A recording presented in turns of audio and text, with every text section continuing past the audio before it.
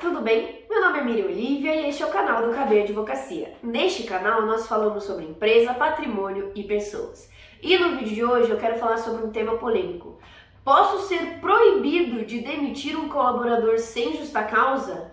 É neste vídeo que nós vamos entender um caso que está sendo julgado no STF, a ADI 1625.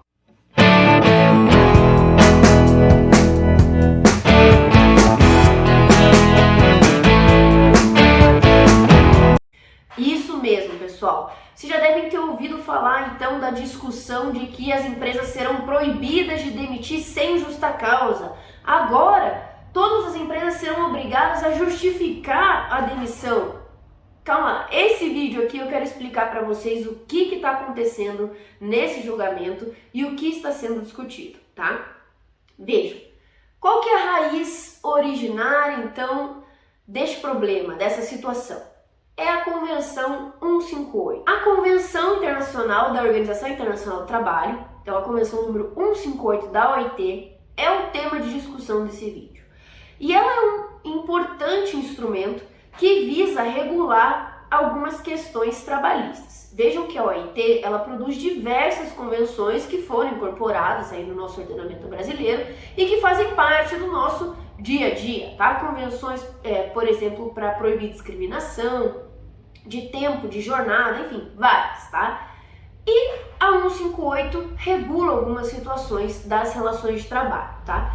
E um dos pontos que ela aborda é o que vem trazendo grande discussão. Ela traz algumas diretrizes sobre a demissão sem justa causa. Ou seja, a convenção ela busca trazer um direcionamento para que as empresas só façam demissões com justa causa. Mas que justa causa? Esse é o ponto. Tá? Então ela separa em duas vertentes. O primeiro ponto é que ela traça diretrizes sobre a demissão discriminatória, dizendo que não é possível os estados que então ratificarem essa convenção, eles não poderiam permitir dentro dos seus respectivos estados que fossem operacionalizadas demissões discriminatórias por motivo de sexo, idade, cor, religião e dentre outras. Então, por exemplo, você não poderia demitir uma trabalhadora só porque ela é mulher, tá? Só por causa da orientação sexual, por exemplo. Tudo isso a gente poderia entender nesse sentido. Estado civil, por exemplo, um trabalhador casa e você decide demitir por causa disso. Essa convenção trabalha com esses temas. E é muito interessante ver que o nosso ordenamento, a nossa Constituição e a nossa CLT também trabalha com esses temas, tá? Não é... Mesmo com ou sem a Convenção 158, o ordenamento jurídico brasileiro não permite que você faça uma demissão discriminatória. Não é este ponto que vem sendo discutido na Convenção 158 e que gera polêmica, tá? Então a gente vai deixar ele de lado. Qual que é o ponto que vem gerando polêmica? Na outra parte, uma parte da Convenção, ela fala o seguinte, olha, vou até mostrar para vocês, ó. Somente seria possível a demissão de trabalhadores apresentando uma causa que justifique, relacionada com a capacidade do trabalhador, o seu comportamento ou baseado nas necessidades de funcionamento da empresa, estabelecimento ou serviço. Vejam que, o que ela quer dizer com isso? Ela pode dizer muitas coisas. E por que ela é tão genérica? Algumas pessoas podem se perguntar. Ela não deveria ser mais específica sobre isso? Não. As convenções internacionais, vejam, gente, que são discutidas, aprovadas dentro do âmbito da OIT, elas são pensadas para serem genéricas, porque elas precisam ser genéricas o suficiente para serem incorporadas a diversos países, e países que possuem realidades completamente diferentes.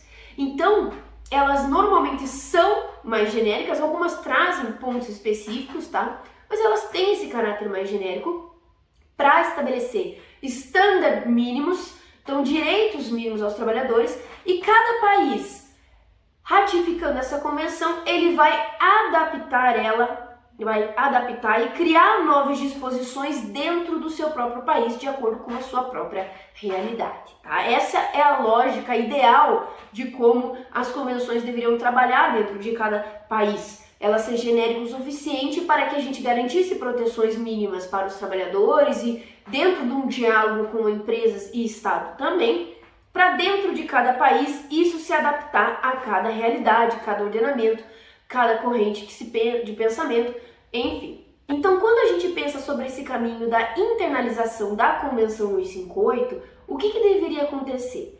Quando a gente internalizasse isso no Brasil, no nosso sistema brasileiro, deveriam ser adaptadas as normas, então a CLT, eventualmente alguma outra norma infraconstitucional, para que a gente pudesse abraçar essa convenção e operacionalizar ela no nosso país.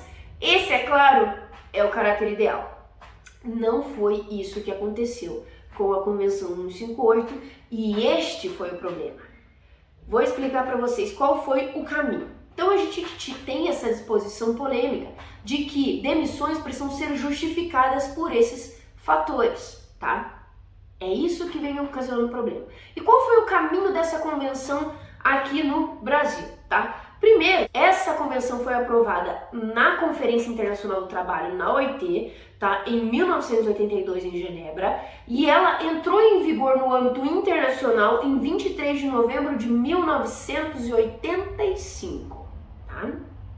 Em 1992, essa convenção ela foi submetida ao nosso Congresso Nacional Brasileiro, tá? Que aprovou o texto por meio do Decreto Legislativo número 68 de 1992. Então o Congresso aprovou o texto da convenção.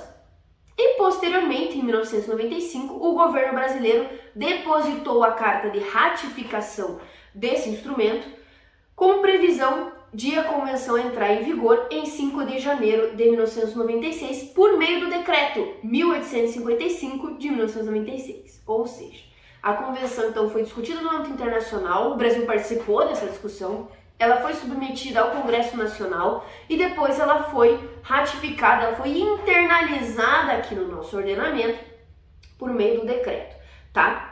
Então ela passou tanto pelo Executivo quanto pelo Legislativo para ser internalizada no nosso ordenamento, tá? Ocorre que esse processo de internalização não foi feito da forma como eu expliquei para vocês. Ele não foi internalizado e depois alguém parou e olhou, não, peraí, com essa disposição sobre causa justificativa para demissão sem justa causa, né? Você tem que apresentar uma justificativa para qualquer demissão, nós vamos ter que adaptar a CLT, vamos ter que produzir uma nova lei, vamos ter que adaptar o nosso ordenamento. Esse exercício de adaptação não foi feito. E o que acontece? Qual que é a grande questão, tá? Existem várias discussões doutrinárias, várias discussões jurídicas. Em sala de aula eu posso ficar discutindo bastante sobre essa temática. Mas na vida real, na prática, tá? Desde que essa convenção foi internalizada, ratificada, incorporada ao nosso ordenamento, o empresário não sabia se ele podia demitir ou não um trabalhador. Se ele necessariamente só podia demitir com justa causa. Será que eu tenho que escrever uma carta de justificativa? Como é que funciona? E por outro lado, o trabalhador não sabia se ele podia ser demitido sem justa causa ou só com justa causa. Então quer dizer que eu posso entrar com uma ação se o empregador me demitiu sem justa causa, eu posso pedir reintegração, posso pedir para voltar para trabalhar? Esse caos se formou na vida real, tá? E não tinha uma resposta. Por mais que a doutrina jurídica, os juristas, né, os advogados, os juízes, eles discutissem o tema, a vida real estava pulsando para uma resposta rápida. E o que aconteceu? E qual que é a grande questão, sabe? Não existia uma resposta na nossa CLT. A nossa CLT coloca quais são as ações que o empregado faz que podem ter como consequência uma justa causa. Mas essa justa causa que está na CLT é a mesma justa causa da convenção? Não dava para saber. Tá? E esse é o ponto, é essa insegurança, tá, que gerou diversas ações trabalhistas no país, pedindo reintegração ou pedindo para efetivar a demissão, de todos os lados. Tá? E o que aconteceu? Em 20 de dezembro de 1996, o governo brasileiro, tá, pelo presidente da República, ele denunciou a convenção e tornou esse ato público por meio do decreto 2100 de 1996. O que isso quer dizer? A denúncia de uma convenção é um ato unilateral de um Estado, tá? Onde ele diz para um órgão internacional, no caso a OIT, que ele voluntariamente não vai cumprir mais essa convenção. tá? Então, é uma declaração que ele faz lá na OIT. E para isso ter valor aqui dentro do nosso país, foi necessário, então, promulgar esse decreto, certo? Ou seja, vejam isso, prestem atenção nas datas que eu comentei com vocês. Essa convenção, tá? Ela foi ratificada e 11 meses depois o presidente da República do Brasil falou: a gente não tem condições de usar ela, tá? Vou denunciar.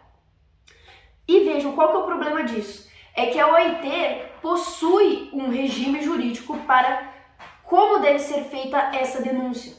Ela não pode ser feita de qualquer forma. E ela coloca um prazo. Um Estado só pode fazer essa denúncia após 10 anos. E aí passaram 11 meses. Tá? Essa é uma questão de direito internacional que inclusive pode ser discutida. Mas esse ato presidencial fez o quê? A convenção não vale mais para o Brasil porque eu denunciei. Parou, aquietaram-se os ânimos, voltou então a valer a regra da CLT.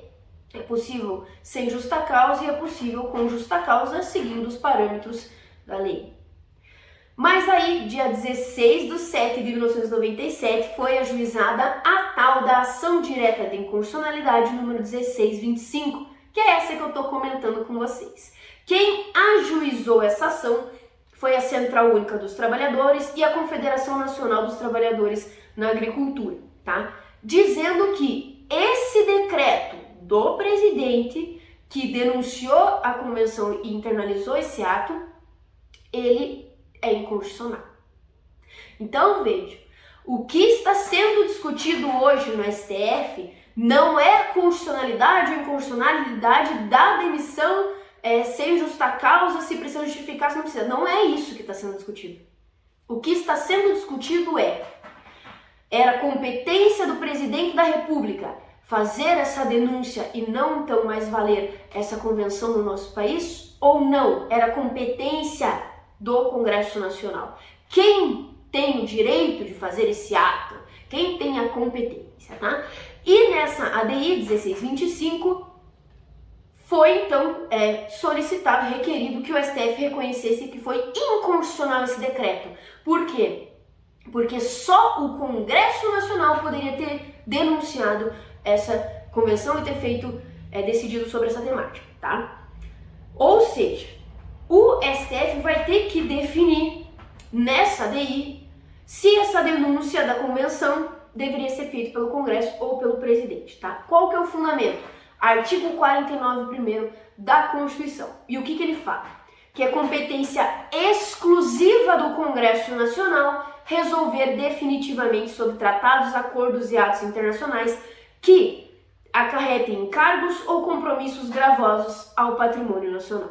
E por outro lado, ao presidente, a competência estaria no artigo 84, oitavo, que é a competência do presidente da República celebrar tratados, convenções e atos internacionais sujeitos ao referendo do Congresso Nacional. Então, essas entidades, tá? A Central Única dos Trabalhadores, a Conferência Nacional dos Trabalhadores da Agricultura, defendem que era o Congresso Nacional que tinha competência para denunciar e incorporar essa questão referente a essa convenção. É isso que está sendo discutido hoje. Tá?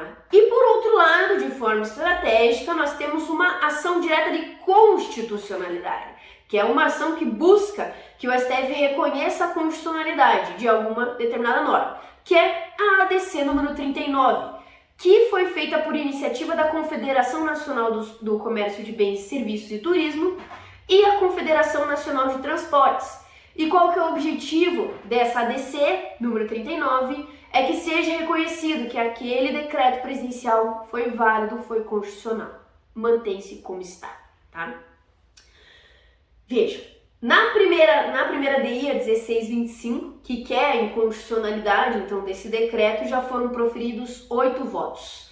5 são pela sua procedência, tá? Ou seja, que a convenção somente poderia ter sido denunciada por ato do Congresso Nacional, enquanto 3 ministros votaram contra, que poderia ter sido feito com o presidente da República à época.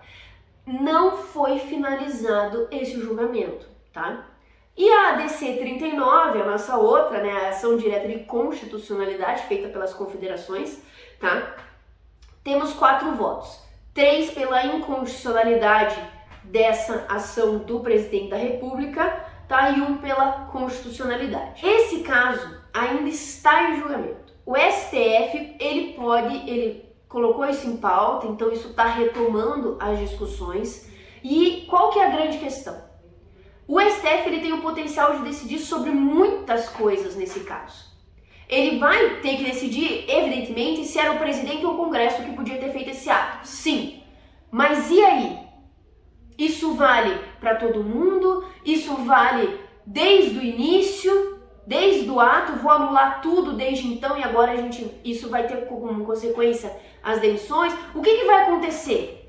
Essa insegurança que todos estão se perguntando, é isso que o STF vai ter que responder. Se é constitucional ou não esse decreto feito pelo presidente da República, de quem que era a competência de fazer essa denúncia, e agora, o que eu faço com esses 25 anos em que essa questão está estabelecida, em que essa discussão pode ser retomada, pode ser mexida, pode ser modificada. É esse cenário que nós temos de incerteza. É a forma como o STF vai decidir para um ou para o outro lado, e os efeitos da decisão do STF que vão sim impactar as empresas e os trabalhadores. Então nós temos que aguardar essa situação. Nós aqui do Knopf Bertoncini, a gente acompanha de perto os julgamentos do STF e dos tribunais do Brasil, sempre para informar os nossos clientes. E esse tipo de julgamento, que pode ter sim um impacto muito grande na nossa nação, a gente sempre atualiza os conteúdos de forma muito técnica, muito objetiva e sempre deixando muito claro quais os riscos ou não para a sua atividade enquanto empresário. Então, sobre essa questão, temos que aguardar a definição. Muito obrigada para você que aguardou esse vídeo, que assistiu esse vídeo do começo ao fim. Eu vou deixar na descrição desse vídeo um texto explicando, colocando esses decretos, colocando essas referências para vocês acessarem e consultarem. E muito obrigada a você que sugeriu esse tema chegou pelo Instagram de um aluno que queria saber mais sobre essa temática e a gente decidiu então trazer aqui para o canal. Se você tiver interesse de saber sobre esse tema ou outros temas, é só mandar aqui pra gente, tanto no YouTube, quanto no Instagram, quanto no TikTok. Mandem pra gente que a gente produz esse conteúdo informativo com muito prazer, tá? Muito obrigada e até a próxima!